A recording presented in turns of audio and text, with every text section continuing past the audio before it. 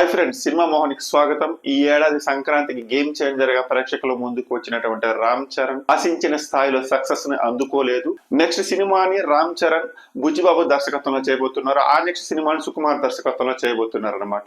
ఈ రెండు సినిమాలు చేసిన తర్వాత నెక్స్ట్ సినిమాని దిల్ రాజు నిర్మాతగా చేయబోతున్నారు. ఆయన బ్యానర్ లోని శ్రీ వెంకటేశ్వర క్రియేషన్స్ బ్యానర్ లో సినిమా చేయబోతున్నారు అంటూ వార్తలు అయితే సోషల్ మీడియాలో గట్టిగా వినిపించాయి. అయితే ఈ వార్తల్లో ఎలాంటి నిజాలు లేవనేసి సినీ సర్కిల్స్ సమాచారం. ఎందుకంటే గేమ్ చేంజర్ అంటే దిల్ రాజు నిర్మించినటువంటి గేమ్ చేంజర్ ఆశించిన స్థాయిలో సక్సెస్ కాలేదు కాబట్టి రామ్ చరణ్ నెక్స్ట్ మూవీని దిల్ రాజు బ్యానర్ లో చేస్తారు ఈ నష్టాలను పూడ్చేందుకు అనేసి ఈ వార్తలు వినిపించాయన్నమాట. కానీ అలాంటివి ఏమీ లేదు. దిల్ రాజు బ్యానర్ లో ఇప్పట్లో రామ్ చరణ్ సినిమా చేసే అవకాశం లేదనేసి టాక్ అయితే బలంగా వినిపిస్తుంది.